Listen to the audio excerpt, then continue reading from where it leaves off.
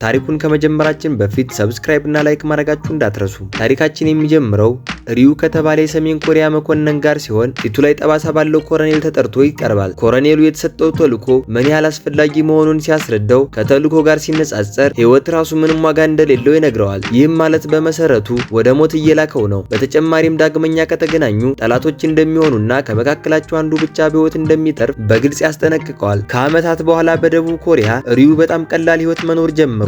በአዛዡ ትዕዛዝ መሰረት እንደ ሞኝ በመምሰል በማህበረሰቡ ውስጥ መደባለቅ ነበረበት።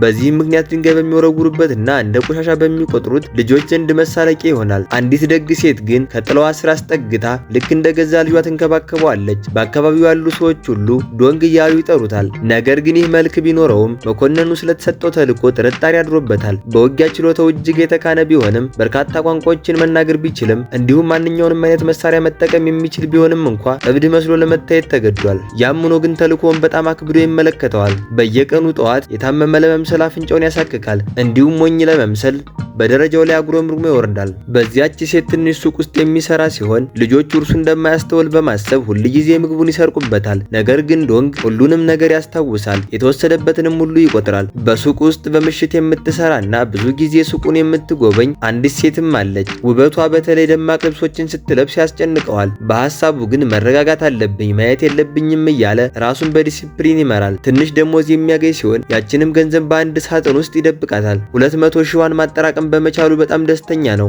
ወደ ሰሜን ኮሪያ ሲመለስ ሀብታም ሆኖ አፓርታማ መግዛት እንደሚችል ያምናል። ምንም እንኳን መጠኑ $100 ገደማ ብቻ ቢሆንም ለጎረቤቶቹ ዶንግ ምስኪንና ምንም ጉዳት የማያደርስ ልጅ ነው። ነገር ግን እንደውነቱ ከሆነ በአካባቢው ያለውን እያንዳንዱን እንቅስቃሴ ያጠናል። ሁሉንም ዝርዝሮችንም ያውቃል። ከሁሉም በላይ የሚወዳት ልጅ ዩራን ትባላለች። እሷ በደግነት የምታስተናግደው ሲሆን አንዳንዴም የምትወደው ይመስለዋል። ነገር ግን ታናሽ ወንድሟ ዶንግ እብድ ነው ብሎ ስለሚያስብ ሁልጊዜ ያሾፍበታል። ከሷም ለማራቅ ይሞክራል። በአካባቢው ስለ ዶንግ እውነት የሚያውቅ አንድ ሰው አለ። እሱም ቹንግሱክ የተባለ የዕቃ አድራሽ ሲሆን በተመሳሳይ እርሱም የሰሜን ኮሪያ ወኪል ነው። በጠላት ግዛት ውስጥ ለረጅም ጊዜ በመቆየቱ እውነተኛ ማንነቱን መርሳት የጀመረ ሲሆን አሁንም አገሩን እያገለገለ መሆኑን ጥያቄ ውስጥ ጥሏል። ዶንግ ግን ግዴታውን ያስታውሰዋል። ስለ ክህደት ጨርሶ እንዳያስብ ያስጠነቅቀዋል። እውነትም እብድ መሆኑን ለሁሉም ሰው ለማረጋገጥ ዶንግ በምሽት በህዝቡ ፊት የመጸዳዳት ተልዕኮ የሚባል እንግዳ ነገር ለማድረግ ይወስናል። በመንገድ ላይ ወጥቶ እንደ ውሻ ባህሪ ያሳያል። ነገር ግን እሱን ካዩት ሰዎች መካከል ዩራን በመገኘቷ ሙሉ በሙሉ ይደነግጣል፣ ልቡም ይሰበራል። በማግስቱ ቀደም ሲል ህግ የነበረችው ልጅ ትሸሸዋለች። ወንድሟን በከባድ ሁኔታ ይሰድበዋል። ይህ በእንዲህ እንዳለ ያስጠጋችው ሴት ልጅ ዶንግን እንደ ታናሽ ወንድሙ በመቁጠር ራሱን እንዴት መከላከል እንዳለበት ሊያስተምረው ይሞክራል። በምናቡ ዶንግ በኃይል ይመክታል። ነገር ግን እንደ እውነቱ ከሆነ ሞኝ መስሎ መታየቱን ይቀጥላል። በኋላ ላይ የዕቃ አድራሹ ወኪል ከ11 ዓመት ጀምሮ ካላያት እናቱ የተላከለትን ደብዳቤና ፎቶግራፍ ይሰጠዋል። እሷ ከሀገሩ ጋር የምታገናኘው ብቸኛው ትስስር ናት። ዶንግም አንድ ቀን ይደርሳታል በሚል ተስፋ ዘወትር ደብዳቤዎችን ይጽፍላታል። አንድ ቀን ካሳደገው ወንድሙ ጋር ትዕዛዞችን በማድረስ ላይ ሳለ ዶንግ አንድ ቦታ ላይ ሰው ሰብሮ እንደገባ ምክንያቶችን ያስተውላል። የሆነ ነገር እንዳልተስተካከለ ይሰማዋል። በአካባቢው ሌላ ሰላይ ሊኖር እንደሚችል ይጠረጥራል። በምሽት በስልጠናው ወቅት ሰላዩ ከፊቱ ይታያል። እሱም የፊልም ኮከብ የሚመስል ጸጉሩን የቀባ ሰው ነው። ይዋጋሉ። ነገር ግን ውጊያው ይበልጥ ስልጠና ይመስላል። ከዚያም ሁለቱም የቡድን መሪዎችና ተቀናቃኞች በነበሩበት በሰሜን ኮሪያ የስልጠና ካምፕ ውስጥ የነበሩትን የታዳጊነት ዘመናቸውን ያስታውሳሉ። የድሮ ባልደረባው ብቅ ማለት ግን ለዶንግ ብዙ ጥያቄዎችን ያስነሳል። ለምንድነው ሌላ ወኪል ወደዚህ አካባቢ መላክ ያስፈለገው? ያ ብርቱካናማ ጸጉር ያለው ሰው ተልዕኮው ዶንግን መከታተልና አሁንም ለሀገሩ ታማኝ መሆኑን ማረጋገጥ እንደሆነ አመነ። ዶንግ ግን አላመነውም። ስለዚህ በማግስቱ ጠዋት ሊከተለው ወሰነ። በአካባቢው ለሚገኝ የሮክ ባንድ ሲፈተን አየው። ነገር ግን የሙዚቃ ችሎታው ከደቡብ ኮሪያውያን ጋር ሲነጻጸር በጣም ደካማ ነበር። ከፈተናው በኋላ ያ ሰው ብቸኛ ተልዕኮው ማህበረሰቡ ውስጥ መደባለቅና እንደ ሮክ ኮከብ መምሰል ብቻ እንደሆነ ተናገረ። ዶንግ ግራ ተጋባ።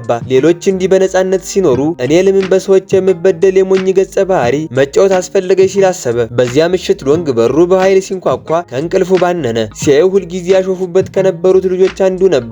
ነገር ግን በዚህ ጊዜ እየባከነና የጠፋውን ትንሽ ወንድሙን እንዲፈልግ እንዲያደርግለት እያለቀሰ የለምነው ነበር። መላው ሰፈር የጠፋውን ልጅ ፍለጋ ተያያዘው። ነገር ግን ዶንግ ወዲያውኑ የሰላይነቱን ችሎታ በመጠቀም ፍንጮችን በመከተልና እንደ ኒጃን በጣሪያዎች ላይ በመፈናጠር ልጁን መከታተል ጀመረ። በመጨረሻም ልጁን ጸጉር አስተካካይ ቤት ውስጥ አገኘው። ልጁ ወደዛ የሄደው ብስኩት ለመብላት ነበር። ምክንያቱም ጸጉር አስተካካዩ ሁልጊዜ ብስኩት ይሰጠው ነበር። እንደ እውነቱ ከሆነ ግን ጸጉር አስተካካዩ የልጁ እናት ላይ ፍቅር ይዞት ነበር። ከሷ ጋር ለመቀራረብ ሲል የልጆቿን ልብ ለማሸነፍ ይሞክር ነበር። በዚህ ቅጽበት የተቀሩት የአካባቢው ናሪዎች ደረሱና ዶንግን እንግዳ ልብስ ለብሶ አገኙት። ዶንግ በሐሳቡ ወዮልኝ፣ ለመሆኑ ምን አይነት ልብስ ነው የለበስኩት አለ። ሁሉም ሰው እብድ ወይም ወሲባዊ ጠማማ እንደሆነ አሰቡ። ነገር ግን እንደ ድል ሆኖ ዶንግ ባለው ከፍተኛ የአካል ብቃት በፍጥነት ማምለጥ ቻለ። ልጁን ከተንኮለኛው ሰው ያዳነው ፓርካሲ ፓርካ የተባለው ውሻ እንደሆነ ተደርጎ ተቆጠረ። በማግስቱ የደቡብ ኮሪያ የመጀመሪያ ደህንነት ክፍል አንዱን የሰሜን ኮሪያ ሰላይ መመርመር ጀመረ። ሰላዩም ከ16 ዓመታት በፊት ዩኒት 54 የተባለ ልዩ ኃይል እንደተቋቋመ ነገራቸው። ይህ ኃይል ከተንቀሳቀሱ በ10 ሺህ የሚቆጠሩ የሰሜን ኮሪያ ወታደሮች መካከል የተመረጡ እስከ መጨረሻው ትንፋሽ ድረስ የሚዋጉ ምርጥ ወታደሮች የያዘ ነበር። ደቡብ ኮሪያ ውስጥ ሰርገው በመግባት በማንኛውም ሰዓት ከሀገራቸው የሚሰጠውን ትዕዛዝ ለመፈጸም ዝግጁ ሆነው እንዲቆዩ ተደርገው የሰለጠኑ ነበሩ። ከዚህ በኋላ የቃድራሽ ወኪል ወደ ዶንግ መጥቶ ተልዕኮ ማክተሙንና በደቡብ ኮሪያ 16 ዓመት ካሳለፈ በኋላ ወደ ሀገሩ እንደሚመለስ ነገረው። ነገር ግን ከመሄዱ በፊት ዶንግን ጠመንጃ እንዲሰጠው ጠየቀው። ምክንያቱም በሰሜን ኮሪያ የሚገኙት መላው ቤተሰቡ ወደ ቻይና ለማምለጥ ሲሞክሩ ይቀጣሉ የሚል ስጋት ነበረው። እቅዱ አንድ የደቡብ ኮሪያ ባለስልጣንን መግደልና ከዚያም ራሱን ማፈንዳት ነበር። በዚህም ቤተሰቡ ከቅጣት እንደሚተርፉ ተስፋ አድርጓል። ነገር ግን ዶንግ ለሀገሩ ሲል እንዲረጋጋና እንዳይቸኩል አዘዘው። ያለምንም ማሰብ ድርጊት እንዳይፈጽም ነገረው። ይህ ከሌተና የተሰጠ ትዕዛዝና ቤተሰቡን ለማዳን ትክክለኛው መንገድ እንደሆነ ነገረው። በሳት እንዳይጫወት አስጠነቀቀውና ጠበንጃ ሰጠው። ነገር ግን ጠበንጃው ባዶ ጥይት የሌለው ነበር። ከዛም እንዲህ አለው፣ እስከ መጨረሻው ትንፋሽ ድረስ ለሪፐብሊኩ ታማኝ ሁን። ከዚህ ፈተና ተርፈ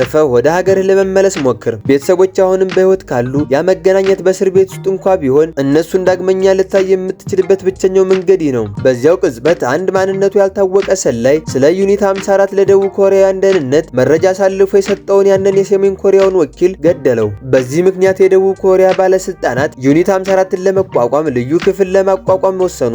ዶንግ ለእናቱ የጻፋቸው ደብዳቤዎች ሁሉ መድረስ ባለመቻላቸው ዳግመኛ ወደ ኮሪያ ላይ መለስ እንደሚችል ተረዳ።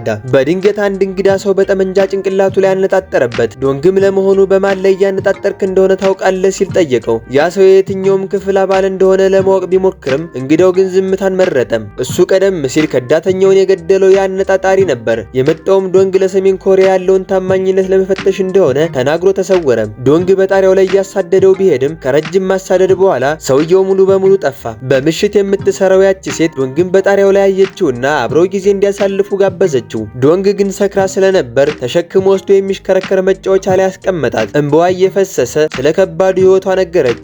እውነተኛ ስሟ ሃቹ እንደሆነ ገለጠችለት። በ18 ዓመቷ ልጅ ወልዳ የነበረ ቢሆንም ወላጆቿ ልጁን አሜሪካ ውስጥ እንዲያድግ ለሌላ ሰው አሳልፈው ሰጥተውት ነበር። አሁንም ድረስ በጣም ታለቅሳለች። ዶንግ ያችን የሰከረች ሴት በክንዱ አቅፎ ወደ ቤቷ መለሳት። በኋላ ላይ ዶንግ የሮኮኮም መስሎ ለሚኖረው ባልደረባው ስለዚህ ምስጢራዊ ሰው መምጣት ነገረው። ነገር ግን ባልደረባው በነገሩ ላይ ምንም ፍላጎት አልነበረውም። ወደ ቤት በሚመልሰው መንገድ ላይ ዶንግ አሁንም ያ ሰው እየተከተለው መሆኑን አስተዋለ። በዚህ ጊዜ ግን በብልሃት አታሎት ሳይታሰብ በቁጥጥር ስር አለው። ሲያየው የዶንግ የቀድሞ የበታች ወታደር ነበር። ልጁ ገና በለጋ እድሜው ነበር ልዩ ክፍሉን የተቀላቀለው። ሁልጊዜም ዶንግን እንደ አርአያ አድርጎ ይመለከተው ነበር። ስሙም ሃጂን ይባላል። ሆኖም ዶንግ ሊያነጋግረው ያደረገው ጥረት ሁሉ አልተሳካም። ልጁም በድጋሚ አምልጦ ሄደ። እነዚህን ድንገተኛ ክስተቶች በዶንግ ላይ ጭንቀት ፈጠሩበት። ምክንያቱም ደቡብ ኮሪያ ውስጥ ሌሎች የሰሜን ኮሪያ ወኪሎች ካየ ዓመታት ተቆጥረው ነበር። በማግስቱ ጧት ዶንግ ከሃጂ ጋር እንደገና ተገናኘ። ልጁ የደቡብ ኮሪያ የሁለተኛ ደረጃ ትምህርት ቤት ተማሪ መስሎ ተደብቆ ነበር። የተሰጠው ተልዕኮ የዩራንን ታናሽ ወንድም ያንን ሁል ጊዜ ዶንግን የሚያሾፍበትን ልጅ በጓደኝነት መቅረብና ከእህቱ ማራቅ ነበር። በዚያ ምሽት አካባቢውን እየተቆጣጠሩ ሳለ ዶንግ ሃጂን ለምን ወደ ደቡብ ኮሪያ እንደመጣ ለማወቅ ሞከረ። ሃጂንም የቃድራሽ መስሎ የነበረውን ያንን ወፍራሙን ሰላይ ለመተካት እንደመጣ ነገረው። በሚታዘቡበት ወቅት የዩራን አለቃ እሷን በጣም በግልጽና ተገቢ ባልሆነ መንገድ ሲያስቸግራት ተመለከቱ። ዶንግ ሃጂን ገብቶ እንዲረዳት ቢጠይቀውም እሱ ግን ፈቃደኛ አልነበረም። እንዲያውም ዶንግ በአካባቢው ካሉ ሰዎች ጋር እየተላመደና እየተሳሰረ መሆኑን በመንቀፍ ወቀሰው። ዶንግ ግን እሱን ማየት ስለሌለባት ሃጂን ሂዶ እንዲረዳት አጥብቆ አዘዘው። ሃጂንም እያገጠጠ ለምንድነው ያችን የደቡብ ኮሪያ ልጅ የምረዳት ወደድካት እንዲያለው። ዶንግም መልሶ አይደለም በሷ ምክንያት ምክንያት አይደለም። እሷ የዩንጂን እህት ናት። ወደ እነሱ ሰርግ ለመግባት መጀመሪያ የቤተሰቡን እምነት ማግኘት አለብህ አለው። በመጨረሻም ያንን አስቸጋሪ አለቃ ጠልፈው ወሰዱት። የጠፋውን ልጅ በሚፈልጉበት ወቅት ሰዎች ዶንግን እብድ እንደሆነ እንዲረዱ ያደረገውን ያንን እንግዳ ልብስ አለበሱት። ከዚያም ጠዋት ላይ እሷን ማስቸገር ካላቆመ የተቀረጸውን ቪዲዮ በኢንተርኔት ላይ እንደሚለቁበት አስፈራሩት። ዩራንና ሁለቱ ሰላዮች በዶንግ ሱቅ ጣሪያ ላይ ተቀምጠው በአንድ ላይ ይስቃሉ። መጫወት ጀመሩ። በድንገት ግን ዶንግን አሳድጋ ካስጠጋችው ደግ ሴት እና በአካባቢው ካሉ ወሮበላዎች መሃል የተፈጠረውን ችግር አስተዋሉ። ወሮበላዎቹ ሴትየዋን እቃዎችን ከነሱ ውጭ ከሌላ ከማንኛውም ሰው ከገዛች ሱቋ በትልቅ አደጋ ውስጥ እንደሚወድቅ እያስፈራሯት ነበር። ዶንግ ዝም ብሎ ማየት አልቻለም። ስለዚህ ያንን የሞኝነቱን ባህሪ ሳይጥል ወደ ውጊያው ገባ። የወሮበላዎቹን ቁጣ ወደ ራሱ አቅጣጫ እንዲዞር አደረገው። ነገር ግን ከመካከላቸው አንዱ ሴትየዋን ሲገፋት ነገሩ ተባባሰ። ዶንግ መሬት ላይ ከመውደቋ በፊት ፈጥኖ ያዛት። ሊበቀላቸውና ሊመክታቸው ተዘጋጅቶ ነበር። ነገር ግን ሴትየዋ ከችግር እንዲርቅና በማንም ላይ እጁን እንዳያነሳ ነገረችው። ይህም ዶንግን እረፍት ነሳው። ምክንያቱም እብድ መስሎ መጫወቱን የጠረጠረች መሰለው። በዚህ ምሽት የሴትየዋ ልጅ ከስራ ተመልሶ ነገሩን ሲሰማ ወሮበላዎቹን በራሱ ለመጋፈጥ ወሰነ። እናቱን ለመከላከል በጣም የቆረጠና ጠንካራ ፍላጎት ያለው ልጅ ነበር። ዶንግን በነዳጅ ማደያ ውስጥ ወደሚሰራው የሁለተኛ ደረጃ ተማሪ ወኪል በመሄድ ወንድሙን ለማዳን እንዲረዳው ጠየቀው። ወሮበላዎቹ ልጁን ብቻውን ሊጋፈጣቸው ሲመጣ አፍነው ወስደውት ነበር። ነገር ግን ዶንግ በቀላሉ መጥቶ ሁሉንም ነገር አስተካከለ። ከሁሉም ነገር በኋላ ዶንግ አሁንም ሞኝ መስሎ ወደ ወንድሙ ቀረበ። ወንድሙም አንድ ወንድ ቤተሰቡን ለመጠበቅ ጠንካራ መሆን አለበት አለው። ሁልጊዜም እንደሚጠብቃቸው ቃል በመግባት ዶንግ በሱ ላይ መተማመን እንደሚችል ነገረው። በማግስቱ ከጎረቤቶችና ከጓደኞች ጋር በተደረገው የጥብስ ግብዣ ላይ ዶንግ በራሱ ላይ ለውጥ እየመጣ መሆኑን ተገነዘበ። ከዚህ አካባቢ ጋር ልቡ መተሳሰር እንደጀመረ ተሰማው። ይህ በእንዲህ እንዳለ በሰሜን ኮሪያ ፊቱ ላይ ጠባሳ ያለው ኮሎኔል ወደ ሚኒስተሩ ዘንድ ሄደ። ሚኒስተሩ ከደቡብ ኮሪያ ጋር ያለውን ግንኙነት ማሻሻል እንደሚፈልጉና ደቡብ ውስጥ ያሉት የዩኒት 54 ሰላዮች መኖር ሁሉንም ነገር ሊያበላሽ እንደሚችል ነገሩት። ስለዚህ ኮሎኔሉ ሁሉንም ሰላዮች መልሶ እንዲጠራ ዩኒቱን እንዲበትን እንደ ከዳተኞች እንዲፈርጃቸውና እንዲገድላቸው አዘዙት። ከጉዳዩ ጋር የተያዙ ሰነዶች ሁሉ መውደም ነበረባቸው። ኮሎኔሉ ግን ሰላዮቹ እንደ ከዳተኛ ሳይሆን እንደ ጀግና እንዲሞቱ ፈቃድ ጠየቀ። ደቡብ ኮሪያ ውስጥ ራሳቸውን እንዲያፈነዱ ትዕዛዝ እንደሚሰጣቸው ቃል ገባ። አክሎም ከመካከላቸው ትዕዛዝ የማይቀበል ካለ በገዛ እጁ እንደሚገድላቸው ተናገረም። ዶንግ በደቡብ ኮሪያ ውስጥ ሰላማዊና ደስተኛ ህይወት እየመራ ነበር። ነገር ግን በፔጀሩ ላይ የራሱን ህይወት እንዲያጠፋ የሚያዝ መልእክት ሲደርሰው ሁሉም ነገር ተቀየረ። ብዙም ሳይቆይ በመላው የደቡብ ኮሪያ አስፈሪ ወንጀሎችን መፈጸም ጀመሩ። የሁለተኛ ደረጃ ትምህርት ቤት ተማሪው ወኪል እየተጨነቀና ግራ እየተጋባ ወደ ዶንግ መጣ። ዶንግ በህይወት በመቆየቱ ትዕዛዝ ጥሷል ብሎ ስላመነ ሊገድለው አስቦ ነበር። ዶንግ ግን እኛ ልክ እንደ ጥላዎች ነን፣ ብንጠፋ እንኳን ማንም ግድ የለውም በማለት ጠበንጃውን እንዲያወርድና እንዲረጋጋ ሊያደርገው ሞከረም። በሶስቱ ሰላዮች መካከል ከባድ ግጭት ተቀሰቀሰ። አንደኛው ትዕዛዙን ለመፈጸምና ራሱን ለማፈንዳት ዝግጁ ነበር። ነገር ግን ከዚያ በፊት ከሞተ በኋላ ሪፐብሊኩ እናቱን ትንከባከብለት እንደሆነ በእርግጠኝነት ማወቅ ፈለገ። ማንኛውንም ነገር ከማድረጉ በፊትም የቀድሞ አሰልጣኙን ማማከር ፈለገ። በተመሳሳይ ሰዓት የደቡብ ኮሪያ መረጃ ደህንነት በአንድ ምሽት ውስጥ በድንገት በተከሰቱት የበድኖች ቁጥር እጅግ ደነገጠ። ይሁን እንጂ የልዩ ክፍሉ መሪ ብዙም አልተገረመም። የቀሩት 3 ብቻ መሆናቸውንና ገና ወጣት ስለሆኑ ትዕዛዝ እንደሚከተሉ ተናገረም። የበላይ አመራሩ በጉዳዩ ውስጥ ጣልቃ እንዳይገባና ሰላዮቹ ተልኳቸውን በራሳቸው እንዲጨርሱ ቢያዘውም እሱ ግን ዝም ብሎ መመልከት አልቻለም። ስለዚህ የቀሩትን ወኪሎች በራሱ ለመከታተል ወሰነም። ከጥቂት ጊዜ በኋላ የደቡብ ኮሪያ ልዩ ክፍል መሪ ዶንግን አግኝቶ ትዕዛዙን ውድቅ እንዲያደርግ ሊያምንበት ሞከረም። በውይይታቸው ወቅት እሱ ራሱ በአንድ ወቅት የዩኒት 54 አባል እንደነበረና ወደ ደቡብ እንደኮበለለ ተገለጠ። እነዚህ ወጣቶች በሀገር ፍቅር ስም ለሚመነጭ ከንቱ ምኞት ህይወታቸውን እንዲያጠፉ በፍጹም አልፈለገም ነበር። የሁለተኛ ደረጃ ተማሪ ወኪል መኮንኑን አጥቅቶ ሊገድለው እያሳደደው ሳለ የደቡብ ኮሪያ ልዩ ኃይል በቁጥጥር ስር አዋለው። ከዚያም በኋላ ዶንግ ወደ ጸጉር አስተካካዩ ዘንድ ሄዶ ጸጉሩን ተስተካከለ። ከዚያም አሁን እንደ እውነተኛ ቤተሰብ በሚቆጥራቸው በሰፈሩ ሰዎች ሁሉ ፊት በእውነተኛ ማንነቱና መልኩ ብቅ አለ። ላሳደገችው ደግ ሴት የክብር ስንብት አደረገላት። እንዲሁም ከልቡ ለሚያስባት ልጅ ዩራንና ለታናሽ ወንድሟ ጥቂት ልብ የሚነካ ቃላትን ተናገረ። በመቀጠልም ያጠራቀማትን ገንዘብ በሙሉ በምሽት ለምትሰራው ሴት ሃቹ ሰጣት። አብሮም ልጁ አሜሪካ ውስጥ የሚኖርበትን አድራሻ የያዘ ወረቀት አስጨበጣት። ይህ ገንዘብ ትኬት ገዝታ ልጇን እንድታገኝና ለአጭር ጊዜም ቢሆን የተሻለ ህይወት እንድትኖር እንደሚያበቃት ነገራት። ከዚያም በኋላ ዶንግ የደቡብ ኮሪያውን ልጅ መኮንን መጥቶ ከጣለው በኋላ ማይክሮፎኑን በመውሰድ ከአዛዡ ጋር ተገናኘ። አዛዡን ፊቱ ላይ ጠባሳ ያለው ኮሎኔል የቀሩትን ሰላዮች ለማጥፋት ደቡብ ኮሪያ እንደደረሰ ነገረው። ዶንግም የሮክ ኮከብ መስሎ ለሚኖረው ባልደረባው በውጊያው ወቅት በንጹሃን ዜጎች ላይ አደጋ እንዳይደርስ ወደ አንድ ጭር ወዳለ ቦታ እንዲሄዱ ሐሳብ አቀረበ። ይህ በእንዲህ እንዳለ የታሰረ የሁለተኛ ደረጃ ትምህርት ቤት ተማሪ ወኪል የደቡብ ኮሪያውን ልዩ መሪ አብሮት እንዲወስደው ለመነው። መሪውን ዶንግን ከሰሜን ከተላኩት ገዳዮች ለማዳን መርዳት ይፈልግ ነበር። ለዚህም ሲል አገሩን ለመተው ቃል ገባ። በተመሳሳይ ሰዓት በአንድ በተተወ ህንፃ ውስጥ የጠባሳው ባለቤት ኮሎኔል ዶንግን አግኝቶ ተልእኮውን እንዲፈጽም አዘዘው። ዶንግ ለማድረግ ዝግጁ ነበር። ነገር ግን መጀመሪያ ከሞተ በኋላ ሪፐብሊኩ እናቱን ይንከባከብ እንደሆነ ጠየቀው። ኮሎኔሉ ግን መልስ ለመስጠት ፈቃደኛ አልሆነም። ከሀገር የሚሰጥ ትዕዛዝ ጥያቄ ውስጥ መግባት እንደሌለበት ደገመለት። እጅግ የከረረ ፍልሚያ ተቀሰቀሰ። ነገሩም ወደ ከባድ ተኩስ ልውውጥ ተቀየረ። በግርግሩ መሃል ዶንግ በመስኮት በኩል ወደ ውጭ ወደቀ። በዚህ ቅጽበት ሁል ጊዜ ያሾፉበት የነበሩት ልጆች አዩት። በድንገት የሮክ ኮከብ ፍቅረኛው በመኪናው በትክክለኛው ሰዓት ደርሶ ዶንግንና ልጆቹን ጭኖ ረገጠው። ልጆቹን ከቤታቸው አቅራቢያ ካወረዱ በኋላ ቀደም ሲል ወደ ተስማሙበት የተተወ ህንፃ መሩ። ከዚህ ቀደም ዶንግ ለዚህ ወፍራም የቃድራሽ ሰላይ መሳሪያዎችን ከቤት ወደዚያ ቦታ እንዲያመጣ ነግሮት ነበር። በህንፃው ውስጥ ሰውየው አንድ ቦርሳ አቀበላቸው። ነገር ግን ቦርሳውን ሲከፍቱት በውስጡ ያገኙት ጡብ ነበር። ያኔ ነበር እሱ ከነሱ ጎን እንዳልሆነና ሙሉ ጊዜውን ሲሰልላቸው እንደነበር የተረዱት። እውነተኛ ተልእኮው ሰላዮቹን መከታተልና አገሪቱን ከከዱ ሪፖርት ማድረግ እንደነበር አመነ። ዶንግ ግን ይህንን ነገር ገና ከጅማሬው ጠርጥሮት እንደነበር ነገረው። ያ ሰው በመጨረሻ እውነተኛ ማንነቱን ሲገልጽ በኪም ዩኒቨርሲቲ የፖለቲካ ፍልስፍና ፕሮፌሰር እንደሆነ ተናገረ። በድንገት የሱ ታጣቂዎች ብቅ አሉና ሌላ አዲስ የሞት ሽረት ውጊያ ተጀመረ። በውጊያው መካከል ዶንግ ማንኛውም ሰላይ ወደ ተልእኮ በሚላክበት ቅጽበት ቤተሰቡ ወዲያውኑ እንደሚቀጣ ደረሰበት። እሱ ራሱን የማጥፋት ትዕዛዙን ለመፈጸም ፈቃደኛ ስላልሆነ እናቱ አስቀድማ ተረሽና ነበር። ልክ በዚህ ቅጽበት ጠባሳው ኮሎኔል ከረዳቱ ጋር ደረሰ። የደቡብ ኮሪያ ልዩ ኃይሎችም በቦታው ብቅ አሉ። አብሯቸው መጥቶ የነበረው የሁለተኛ ደረጃ ትምህርት ቤት ተማሪ ወኪል ከመኪናው አምልጦ ወጣና መሪውን ለማዳን የሰሜን ኮሪያ አነጣጣሪዎችን መምታት ጀመረ። አነጣጣሪዎቹ በሙሉ መውደቃቸውን እየጮኸ ነገራቸውና ፈጥነው መሪውን እንዲያድኑት ጠየቀ።